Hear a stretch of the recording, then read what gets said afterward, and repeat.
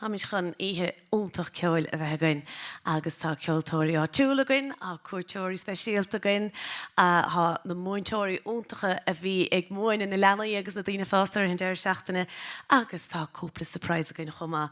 Ach dúis is ceoltóir, fliúte agus concertín í Nicole Ní Dhubhshláine go bhfuil anna henne againn fad anna chuid againn éise ónráig ag Gcorca gaoine agus han dain mór siúlta a cé len a chuid ceoil ó Boston go Vietnam agus timppla na héir an chumá agus bíon sí le clos go minic an delafís agus an radio de hain sí le déanaí ag féle fóg chorcaí fethe agus bronnach gradam cuioineáin theáin í riada éise agus bfuair sí Scoil Cheoil Creative and Performing Arts agus tá hafad sí album a downta apártaí Kyle Macaulay le déanaí bara tríide is an the sun agus is album úntacha agus be Kyle ina teanta an chomá is gitarra agus inaltóir fuime é Kyle ó Ghónagáil cé ná hílfáin nuair a chuistin tú caint a Scoiling mar Gailing hiúí go thomlána háige agus chuireann an vertical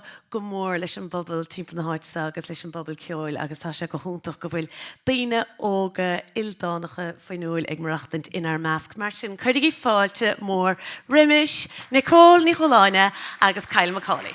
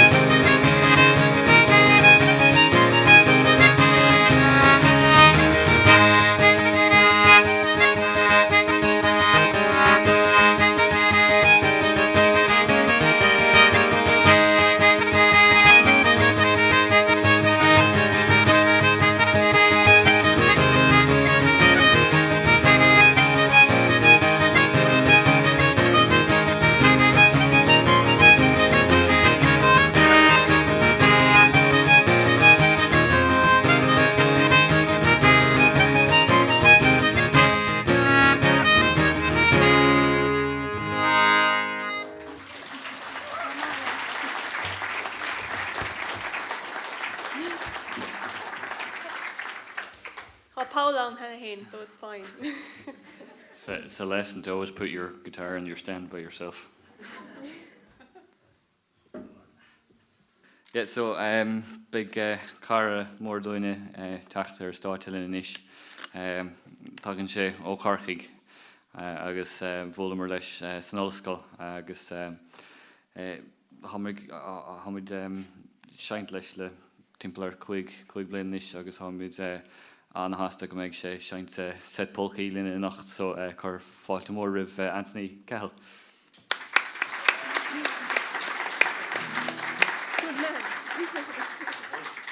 Yeah, so vi couple lá úntach in really ag bhélasach há sé just dochreite an méid brethá churthasteach ag níomh agus Adele Brandáin agus Ciara agus bhrálinne buchas a gáilt láthair agus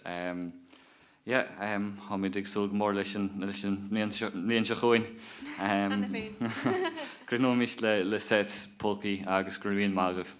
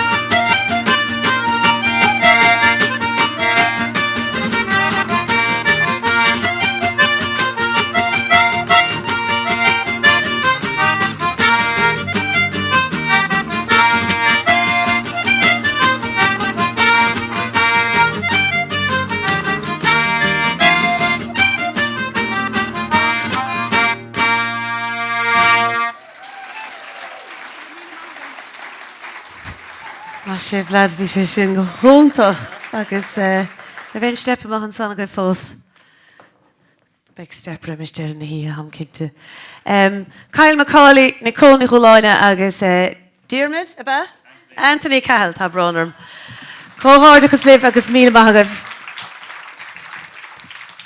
Nis bhaileadóir den sco a bheith stáite inis gon duine go bhfuil me géisteach leis tamil de bhblianta agus tá alban nódíoch eisithe i ggé de Portland Bow agus tá se nótálacha ar fad. Tá rugach Aiden Connolly I rathair 9 im Lia agus deir se gur se go mór fé thionchar na ceoltóirí a bhí mór himpeléir agus é a gaiirí níos agus chomh meile sin gribh anna spéis go deo ige bhaileadóirí clúteacha a bhí methe ar llína fíorna ar nós le héadí Paddy Cannon agus Paddy Cronin agus Dennis Murphy agus tá anna hím go deo ige I cheol Líamh Luachra agus tá déanstadair déanta ige ar an gceol tradiisiúnta go háirithe ceol uirlise os na 90 fehedí Earraigh agus tá stór mór pertige agus tá gom go méid sór cheol a tachtmhaig nacht mar sin chuir í fáilte lehhardáil rimis Aiden Connolly ar a bhailín.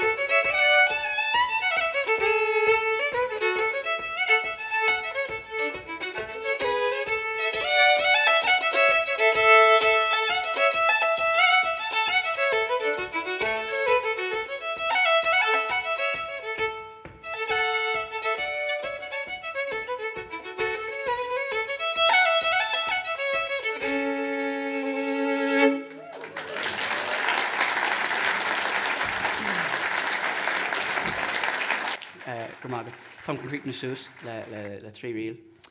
Finish up. Sorry if it look unfriendly. It's just the light's a bit bright, so I can't. I'm just gonna three reels. So maybe behind the bar. ceann ó Paddy Cronin an darna ceann, so an trí ceann ná Tom Ward's downfall. So gur míle maith agaibh as up to éisteach. So thanks very much for listening. So 3 reels to finish.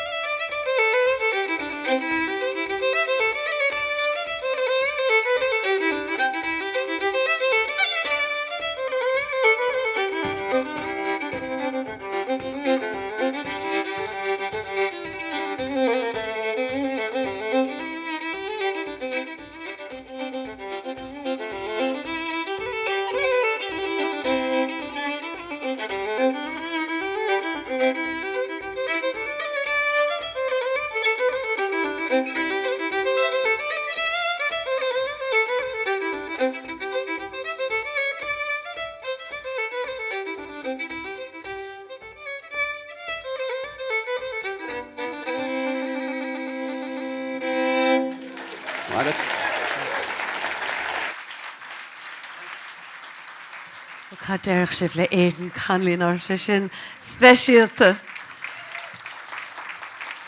Sprán bheith géisteach leis agus sin san leis chénig ach ní bhís alfa éim ceoltóir eile se go híban bheith géisteach le ceoltóir éanrach mar sin.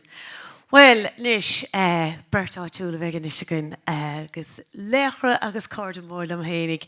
Éilís ní Chinnéide atá an cúpla árán a rádóin agus rugach agus tógach Éilís teasan bhóthar an sa agus gandát de bhí sér scoilinsa chuma agus de bhóin na Harry chu bhíon ó Chinnéide an file mór le rá agus bhuair sí mór an ceoil bhuaig chuma agus óna muintir eile timpla dúthaigh agus muinte na háite chuma agus gandát bín sí siimint le Lumière an grúpa úntach le Pauline Scanlon agus chomáile sin chlaisteir go minic sa dainganí nó ná bíon si cam chóirt le Lumière agus bín si siimint le Gerry ó Byrne agus tá Gerry an sa le tamil de bhlianta nos cé go rugach I Ghana na Africa Gerry agus an san tógach in inis chun na chlóir agus an san chaise a tamil bha America agus fuid an dáin sa se anna dhechar an scíal omláin a gháilte ó Gerry Carvasta agus ceoltóir lethe agus cumanse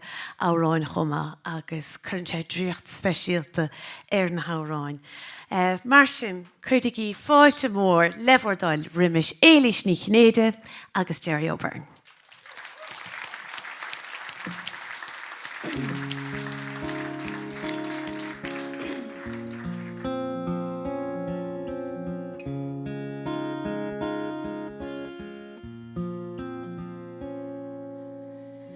Cúis charigén féchúr na dam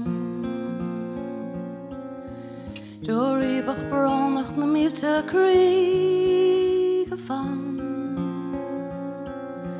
Din táine le fóga godó fébrón I ma chuid na maid an am an lór le móg a chun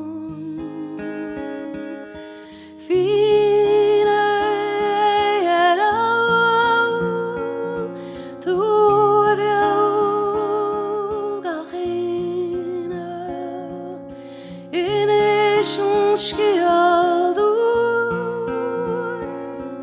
cé an lús a tinne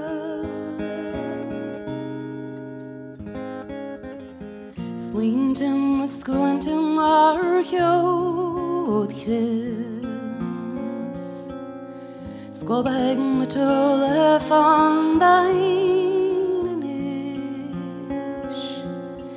Báid cho frí choirí séad a gan léir ón gó Danar dan bhánas flas a taistil dóibh Fín áil tú a bhí áil ga chéile Inis an Christú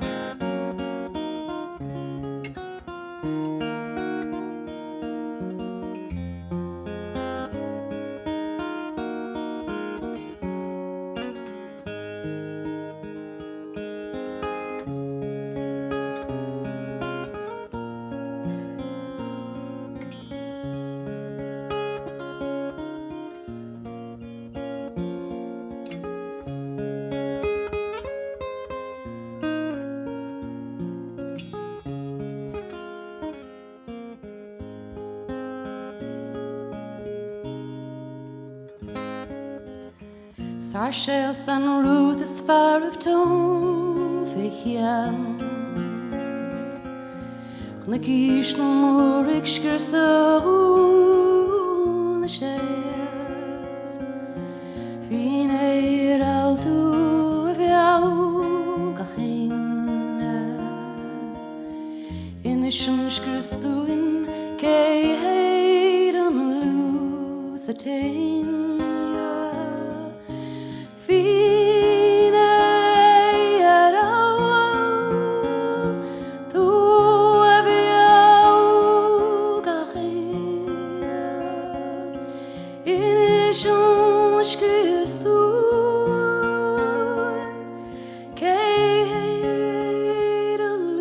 sa tinne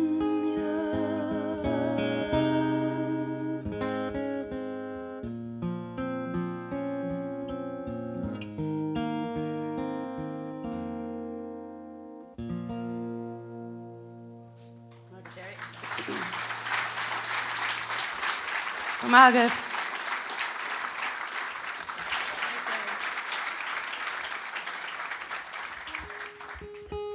Gur míle mágah. Chaid chun críoch nuúile arrán na bhainile agus hasúil gom gominine sibh taine bh hásta gom gominine sibh taine bheits an churéile an í martá ceol an Scoil teachnar neog.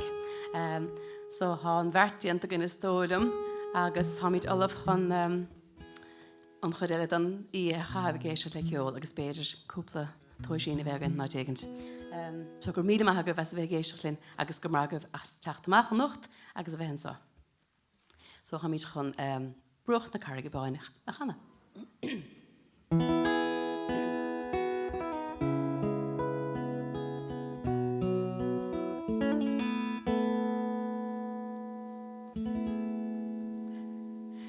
O siar ka shaun gan vrea gan daut dan yun de schwanda is gurgela kan we na an down o abas go baun a broige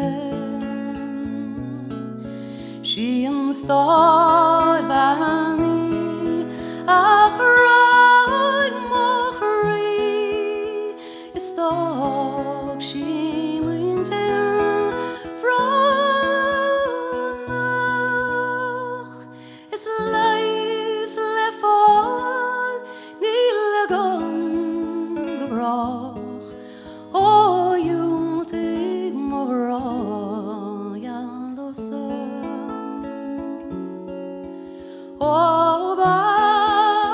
Barlam hain, no eidor, no severus richt, no spine. Gomen shagus to sa, ilum lofina, iguilta, ivadon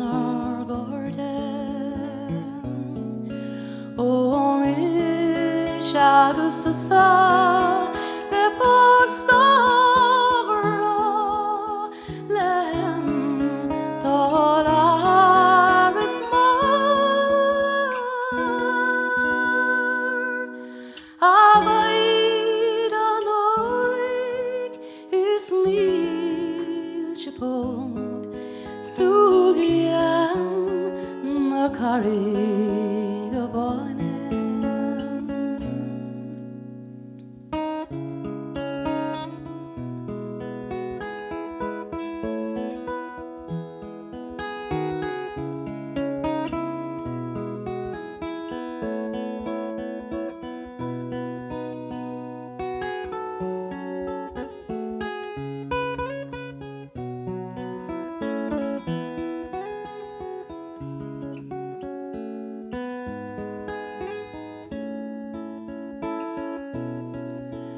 As doir an chin chalge Os dual go meragom Be corort a noig let chorde Idir shield agus ata O the vongo bas Skach niam san vale Dole Beg the wall of dog asa Gach no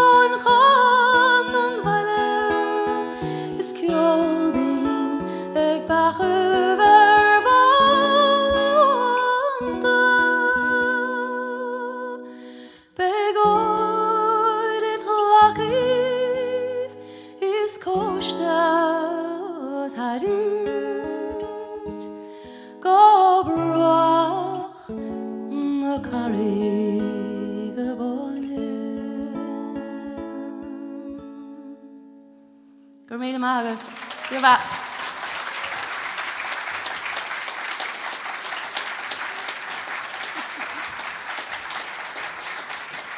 Well, bula bás Ellen san da Éilís ní Chinnéide agus Gerry ó Byrne. Glór na nangla Éilís nafuil.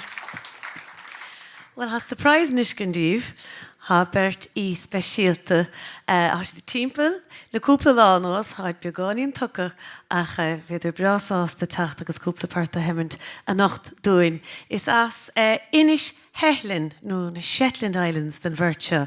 So Maurice Henderson agus Kevin Henderson. Now níle gaelta nechar tá siad in ein grúpa li chéile Fiddler's Bid agus de bhuilimar li chéile cúpla blian á hin san Earraigh bhí mar semmit le chéile ann agus is grúpa úntach iad Fiddler's Bid agus tá stíl speisialta bhaile dóireachta a bhaineann le inis Hethlin agus cloise sibh inis siad. De bhanig Maurice Henderson an grúpa Fiddler's Bid agus grúpa eile Halta Dance agus ha anna cháil bharas de bhór na scialta a bhíonna ggé fés na puirt agus an chuirsíosáin a dhéananse ortha. Agus ha Kevin Henderson ha sé inis sem marachtain san Earraigh atá stocha just so sa bóthar bhatha really agus ha sé sa grúpa Fiddler's Bid Boys of the Lach grúpa mór le rásan Session A9 agus the Nordic Fiddler's Block agus dhéanamh ceartlann óntach de híine nadidir a bhéine ann agus bhíidir sais a déanamh chuirsíos agus a míú mar jaall an geol speisialta a bhíanacha in inis Hethlin agus an san iné bhíidir was it néú de híine bhíidir an Ceolchoirm chomá so nadidir cholamharíad ach bhí anna cheol go deo cos Ceolchoirm lehiad mar chluise sibhanéis so chuigh fáilte lehar dáil rimis Kevin Henderson agus Maurice Henderson.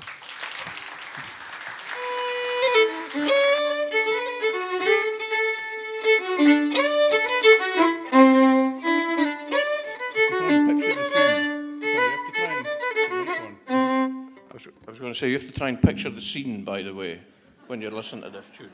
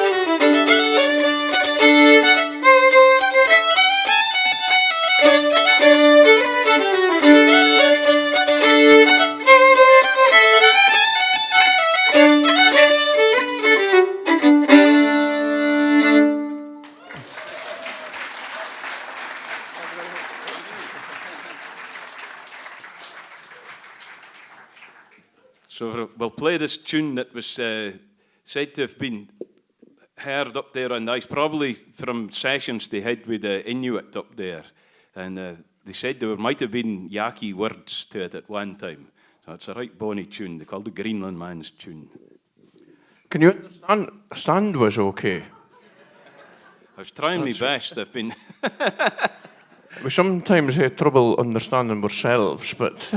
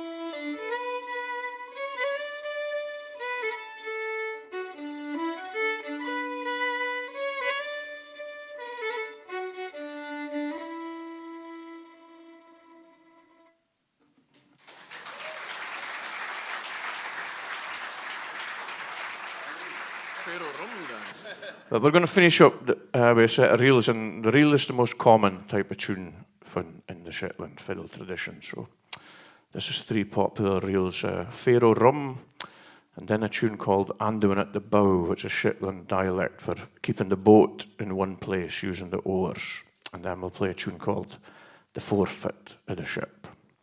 So thanks very much. See you another time. One, two.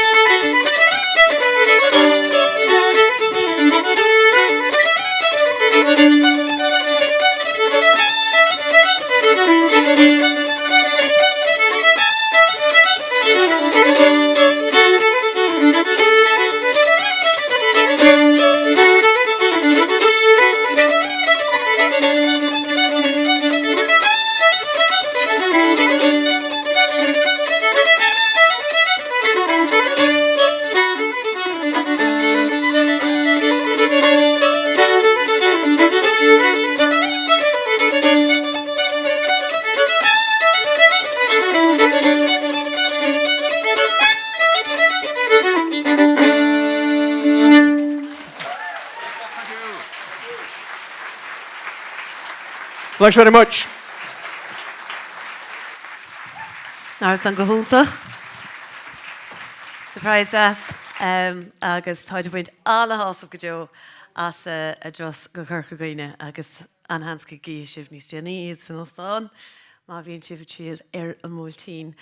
Well, an chiad nó chiad ceoltóir eile bheith ar stáite goin ná Diarmuid Ó Meachair agus is boscadóir agus áránní seanóis é Diarmuid agus rugach agus tógacha in nuide an chuilinn I gúlé agus bhuaigh sé craobh na héireann melóidin sa bhí an 2016 agus é 9 bliana diaag d'aois agus bhuair sé moinú li déanaí ón gáir le lína agus ó eilína gailteachta chundal am an tafta agus beag an album nó san na teachtamach go lua Réalach Records. Ólach cumórta sí buirtige ina measc Curran darach ó Caháin agus Curran Seosamh ó Héanaigh ag iireachtas na saona agus bíonn sé ag moine I ngáil Scoil I Riordáin I Maurice Henderson agus bíonn sé ag moine ceoil de leanaí chuma fé mar bhí an sa ag Scoil Cheoil an Eirraigh. Mar sin chuirigh fáilte rimis Diarmuid Ó Meachair.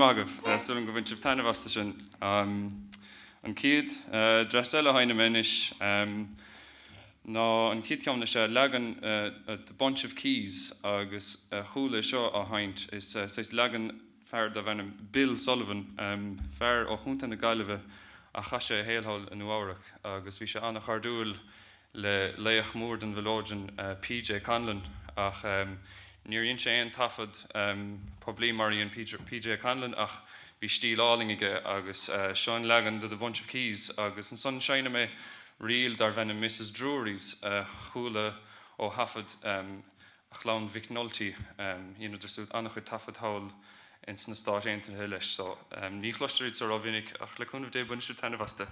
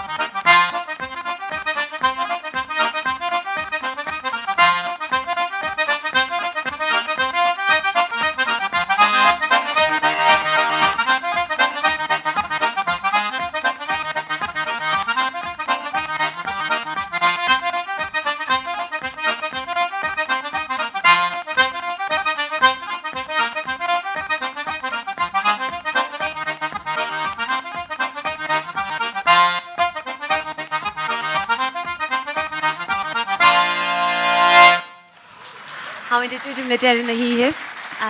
Agus is cúpla fógra beg meall a mórach beg afran múiltín a 10 mórach le cóirchúla agus Padar ó réadas sin múiltín a 10.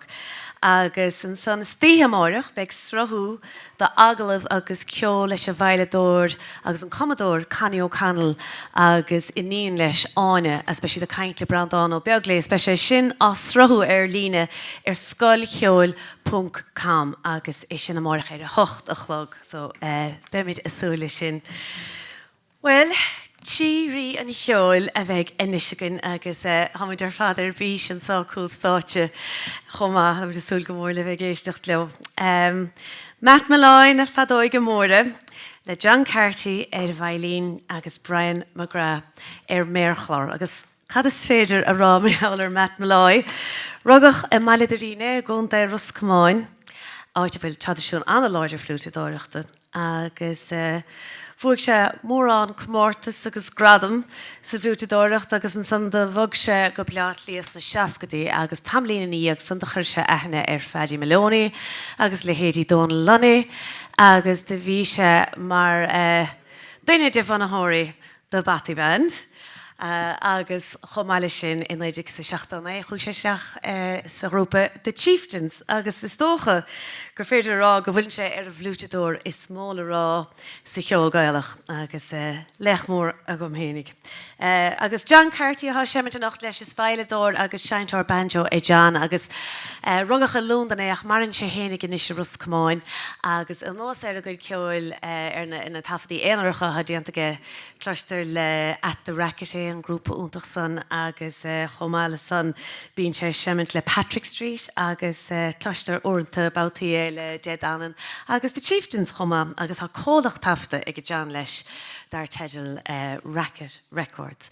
Agus an san ar méarchlár tá Brian McGrath in ar daanta agus is as cúnta armánach de bhrain agus annachóir go dó ar mar hainteir méar chlár bíonn sé siman banjo chuma agus mandolin agus cluistear éile le héide de danan for men and the dog le Kyle Hayden agus Dolores Keane agus Maura O'Connell agus mar a chluise sibh a nacht le Matt Molloy agus John Carty. So chuirigh fáilte mór rimission grúpa déirnacht den ihe nacht Matt Molloy, John Carty agus Brian McGrath.